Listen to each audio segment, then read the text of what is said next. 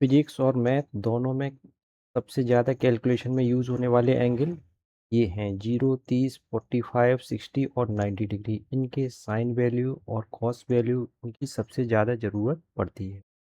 लेकिन इसको टेबल को याद रखने का सबसे आसान तरीका है, वो मैं इस वीडियो में आपको बता रहा हूँ। इसका सबसे याद करने का तरीका ये है कि आप ये हमारे जो एंगल 0 से स्टार्ट हो रहा है, तो हम यहाँ पे 0 से लिखेंगे 0, 1, 2, 3 और 4 और सभी को डिवाइड कर देंगे 4 से।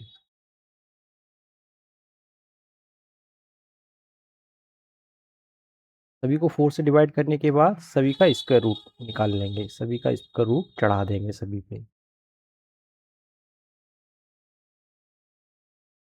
तो इसको टेबल को याद करने की मेन ट्रिक यही है, केवल आप अगर साइन वैल्यू याद कर लें तो बाकी किसी भी वैल्यू को ऑटोमेटिकली बड़े आसानी से लिख सकते हैं। और सबसे ज़्यादा हमें साइन वैल्यू की ही ज़रूरत पड़ती है।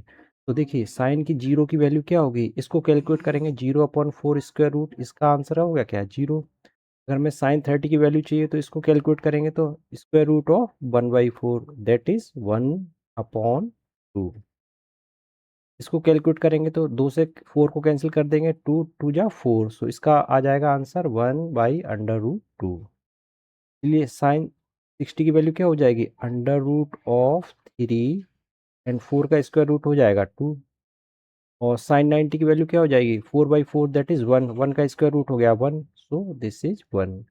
तो अगर केवल आपने ये याद किया तो कॉस की वैल्यू लिखने में कोई दिक्कत नहीं है, बड़े आसानी से। यहाँ से वैल्यू स्टार्ट हो रही है 0 से 1 की तरफ, तो हमको क्या करना है, कॉस की वैल्यू के लिए इसको रिवर्स ऑर्डर में लिख देना है। तो यहाँ लास्ट में क्या है 1, तो यहाँ स्टार्टिंग में क्या आ जाएगा 1।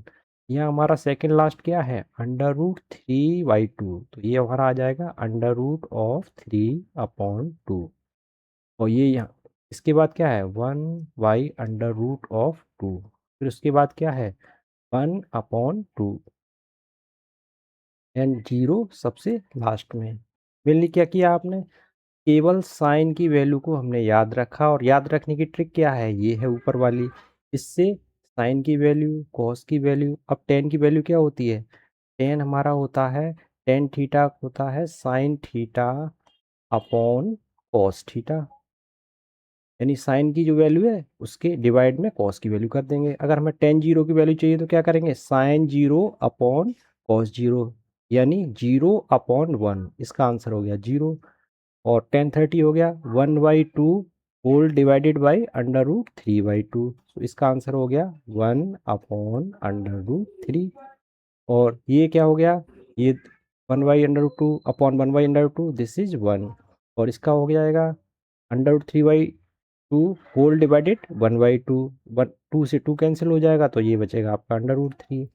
और यहाँ पे है 1/0। यहाँ ध्यान देने वाली मेन बात ये है कि यहाँ पे 1/0, जब भी 0 से किसी फाइनाइट चीज़ को डिवाइड करते हैं तो उसका आंसर होता है इनफाइनाइट, का सिंबल ये होता है, तो यहाँ लिखते थे इनफाइनाइट। जब हमें साइन कोस टेन पता है तो कॉट बड़े आसानी से लिख सकते हैं। कॉट क्या होता है, कॉट थीटा होता है हमारे पास 1/tan थीटा, यानी टेन की जो भी वैल्यू है उसको 1 कर देंगे। तो यहाँ पे क्या होगा, अगेन 0 को करेंगे 1/0, इससे क्या मिलेगा इनफाइनाइट। यहाँ 1/√3 को 1 करेंगे तो क्या हो जाएगा √3, और ये तो 1/1 है ही, और ये हो जाएगा 1/√3। और यहाँ पे फिर क्या हो जाएगा 1/इनफाइनाइट, तो इसका वैल्यू होता है 0। ये चीज़ आपको याद रखनी है, किसी भी फाइनाइट नंबर में इनफाइनाइट से डिवाइड करते हैं तो उसका आंसर होता है 0। तो ये हो गया 0। देखिए टेन का रिवर्स होता है कॉट। अब हमें चाहिए सेक, सेक काय का रिवर्स होता है, ये होता है हमारे पास कॉस का। तो अगर सेक थीटा लिखा हुआ है, sec theta is what 1/cos of theta, तो कॉस की जो जो वैल्यू है उसको 1 में कर देंगे। तो सेक 0 के लिए क्या करेंगे 1/1, 1। यहाँ पे हो जाएगा सेक 30 का क्या हो जाएगा 2/√3, ये हो जाएगा 45 क्या हो जाएगा 1/√2 को क्या कर देंगे √2। इसी तरह सेक 60 डिग्री क्या हो जाएगा 1/, इसको उल्टा करके लिख देंगे तो ये हो जाएगा 2, ये हो जाएगा 0। 0 का उल्टा क्या हो जाएगा? 1/0 अगेन दिस इज़ इनफाइनाइट।